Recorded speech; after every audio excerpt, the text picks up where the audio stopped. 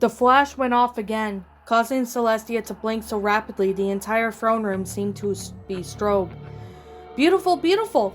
cried the pony behind the camera, only slightly muffled by the cape draped over front and half. "You're magnificent, your majesty. Moi!"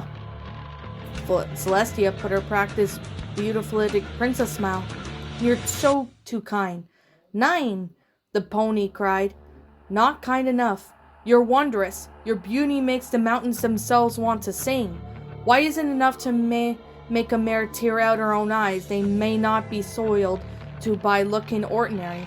Ugly ponies for the rest of her life instead of your magnificence. Patooey." Celestia struggled for a response. "Thank you?" More exclamations of her looks came after that. They were flung into such rapid-fire succession that at the end of the photo shoot, Celestia felt quite exhausted, despite not having removed from the top of these das. "My film roll, it's finished," the photographer gasped. "They're all finished." "Possibly a good thing," Celestia said softly. "Day court starts in 10 minutes. She did not add that she desperately needed to pee. Princesses did not admit their subjects that they had small bladders and over fondness of her grape juice. "I thank you for your time, photo finish. I trust you have enough photographs for your cover magazine client." Ja, of course. Better homes and ponies be so pleased with this magnificent showing." Photo finish snapped the legs of her camera stand together and began backing away, pushing the entourage behind her as were invisible force projected by her tail. "Good day to you, your magnificent infinite majesty." Quite," Celestia said to the closed door. In her dark room, photo finish clipped another print to the line dangling above her head. Hundreds of littered lines strung across the room. "Magnificent," she muttered to herself, solution sloshing the tray as she added another print. Behind her, beneath her schedule board, a cork board teemed with magazine clippings, pony Razi photos, and other articles. Nowhere in the schedule board was any letter from the fictional Better Homes and Ponies. Photo finish, squinted her eyes and uncovered hungrily at the alicorn developing the tray. So magnificent. "Cadence, what are you doing?" Guiltily, she snapped the book shut. "Nothing." Celestia approached with elegant footsteps. Everything she did was elegant. Despite her new horn and her increased structure, Cadence wondered wherever she would always feel stubby and clumsy standing right next to her. "A book?" Celestia arched her eyebrow. "Why so cagey about a book? Are you trying to look for a bedtime story for Twilight?" "Not this one," Cadence admitted. "It might scare her." "Oh, what is it?" "Just some folk tales. You know the kind wicked stepsisters having their hawks cut off, breezy godmother griffins plucking out the eyes of their wrongdoers." "Oh my," Celestia nodded. "You're right. That's far too scary for Twilight." She looked up at the bookcase, squinting at the thought. At length her magic extended into a glittering aurora to pluck tome off of a high shelf. "Try this one." "Huh?" "Nursery rhymes for platonic foals." She winked at the adoptive niece. "I'll just use it on another student of mine who she won't go to sleep." "Oh!" Cadence accepted the book with a little discomfort.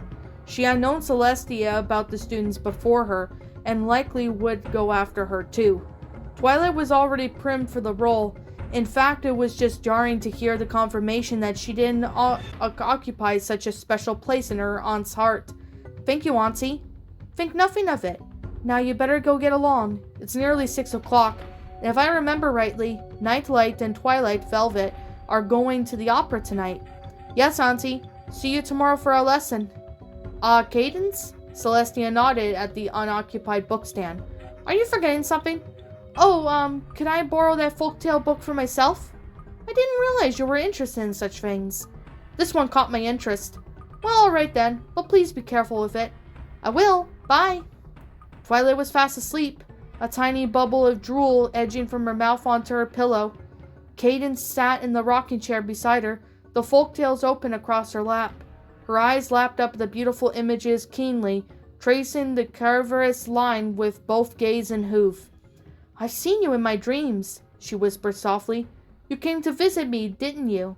She turned the page, drinking the full profile painting of Alicorn with wings spread wide. I thought you were just something my mind made up, but you're not, are you? I've never seen this book before, but I never knew you looked like and I knew you existed. She looked her forehead. That you exist. An echo of laughter she could only hear when she slept to seem to wind around the room like smoke. Cadence licked suddenly her dry lips. Nightmare Moon. Spitfire had never felt so ashamed. I just stood there, she thought. They needed help, and I just stood there like some high and mighty. Miss Spitfire? The breathly voice pulled her from her thoughts. Oh, it's you. The butter-yellow Pegasus approached on foot. That seemed rather fitting for her, despite her valiant efforts. Spitfire had never seen any Pegasus as incurious as the sky was. As, what's her name again? It's Fluttershy, right? Uh-huh. Would you like to come to our celebration party? What? Spitfire's neck snapped back a little, as though it had been slapped. Evidently taking the action as some measure of revolution, Fluttershy cringed. Sorry, shouldn't have asked. I'm sure you're really busy, but my friend, Rainbow Dash, is a huge fan of yours, and her words devolved into a squeak. Spitfire remembered Rainbow Dash. She wasn't the kind of mare you would forget easily. Right now, however, that was the kind of blind devotion was the last thing she needed. Maybe some other time. I'm kind of busy right now. Oh, Fluttershy looked around. You're leaving? Not for another few hours. Oh, then what, just accept that I'm busy, kid, okay? That squeak again. It was kind of cute. Okay, but, a deep breath. Something important coming next. I'm not a kid, and I would like to think that today. I proved that to every pony. Spitfire arched an eyebrow. I guess you did. Not everyone can claim that they were the success key or failure to the whole weather team operation when they're not even a member of the whole weather team. Fluttershy nodded, only a little shakily. Right. Spitfire turned her back. Okay, not a kid. See you around. Oh, the deflation in Fluttershy's tone was more palpable. You're really not coming? I'm really not. Spitfire tried to keep her tone casual and light. See ya. Oh, so much emotion in a single stabilo. It was kind of impressive, really. Right, I was hoping we could, but never mind. You're busy. Yep. Though, just FYI, feeling sorry for yourself that may keep you busy, but, doesn't that make you feel any better? Spitfire's hackles raised. She didn't turn back until she heard the footsteps retreat to several yards away. When she witnessed the waist, craning back for a look of one pony who hadn't noticed she wasn't standing quite as proud anymore at the edge of the half-emptied lake. Hey, Fluttershy! The hoofsteps stopped. Yes? The celebration party. Where's it at? Sugar Cube Corner. The pony throwing it lives there. Cool. She knew that place. She and Flash used to go there before they expurgated for Crystal Empire. They served a huge rainbow assortment of great cupcakes. I might drop in. Really? Maybe don't get your hopes up. Apparently Squeaky Giggles were always more cuter than Squeaks alone. Are you sure about this? Twilight ducked under a branch and kept running. Yes, she shouted a reply over her shoulder, not breaking stride. Separation's the only known cure. You know you have wings, right? I know, but you don't. Sunset scaled a boulder with the help of the interior and leaped off, hitting the dirt hard. She pricked herself up and fought to keep up with the galloping princess. Why can't we just teleport away? Because a port takes you looks like a microverse for a few seconds. That's where he lives. What? Trust me, you don't want to teleport. Twilight's horn glowed, slashing at some low-hanging vines in her path. It's not far now. She'll know what to do. But she doesn't even know me. She knows enough from what I've told her. She'll help. Plus, she's the expert. I knew this was a bad idea. I knew I shouldn't come back. If we die, this is all on you convincing me to come back to Equestria. Hope you know that. Now's not the time for snark, Sunset. It's always time for sna. A puff of light erupted from before them. The forest began to uncoil, colors slithering along bark and leaf. Newly polka-dotted plants reached for their hooves as they passed. A tree landed down and grabbed them. Sunset skidded, trying to make a hairpin turn and miscalculating totally. She sewed into the candy floss tree's grip, and its sugary wooden fingers closed around her entire body. Twilight! On instinct, she tried to ignite her horn, but it had been too long. What had once become so naturally to her was unpracticed, and her whole skull pulsed in rebellion. Sunset's front legs buckled as she nearly fell over as she was hoisted into the air. "I'm coming!" Twilight flared her wings and soared up after her. "Put her down!" Blasts of magic came easily for her, and she used them to devastating effect. The tree let out a groan that wounded the animal, tried to fend her off, letting go of Sunset in the process. "Gah! Not helping! Not helping!" "Sunset!" Twilight dived to catch her. But it wasn't Twilight who first made it. Another puff of magic erupted. Sunset found herself suddenly embraced by a lion's paw and a griffin's claw. She stared up at the mismatched face, her own mouth agape. "Playing hard to get, are we?" Discord wagged a finger. "Naughty, naughty." He brought his face down, giving her a close-up personal view of his heart-shaped irises. "Good thing I like naughty." "Oh crap!" Sunset trembled. "Crap, crap, crap! You definitely weren't a thing when I left." "Discord, let her go!" Twilight demanded. "I'm not going to hurt her." "You're not in full control of your actions right now." Twilight hovered a mere feet away. "You accidentally drank the love potion Sweetie Belle, Applebloom, and Scootaloo made for the science fair." "Pshaw, that was just a grape juice. I stole it fair and square while they weren't looking." Discord rolled his eyes and turned into eerie circles in his skull.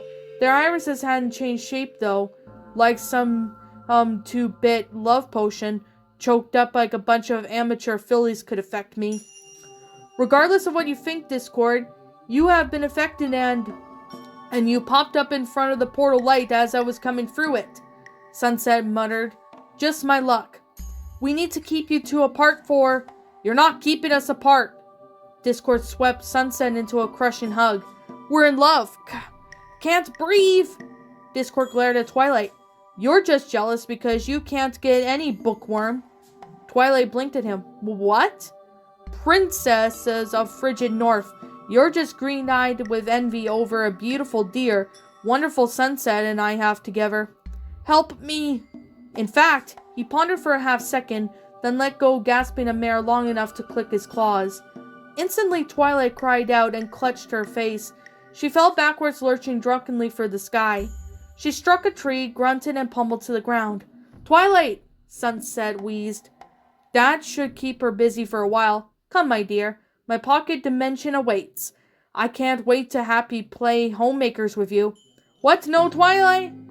They disappeared into a click of claws.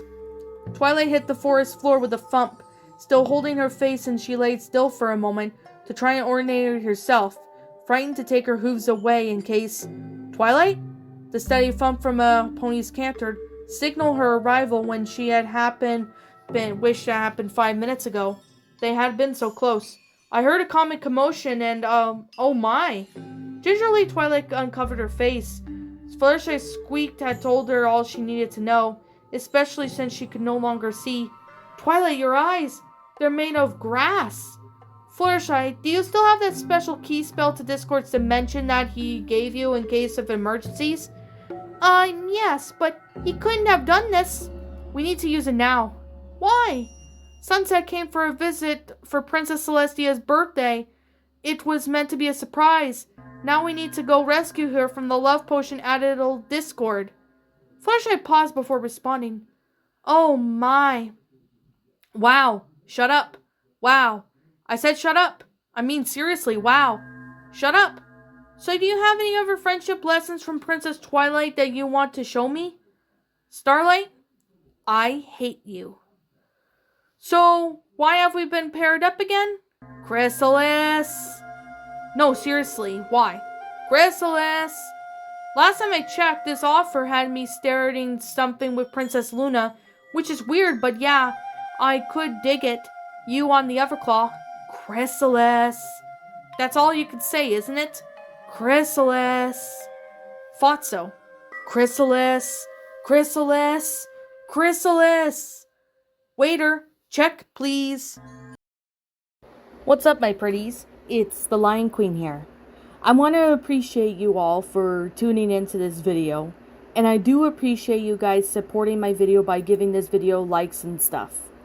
If you really enjoyed this video, be sure to leave a like, comment and subscribe if you're new, ring the bell for notifications to when I upload so that way you guys will get updated for whenever I upload. If you want to follow me on Twitter or DeviantArt, feel free to leave a follow on those if you are interested in following me on those socials. If you want to support my backup channel, known as Miss Dark Shigo, feel free to subscribe to it, as a link to that will also be in the About page section. And with that being said, and that being the case, thank you so much for watching, my pretties, and as always, please, stay pretty.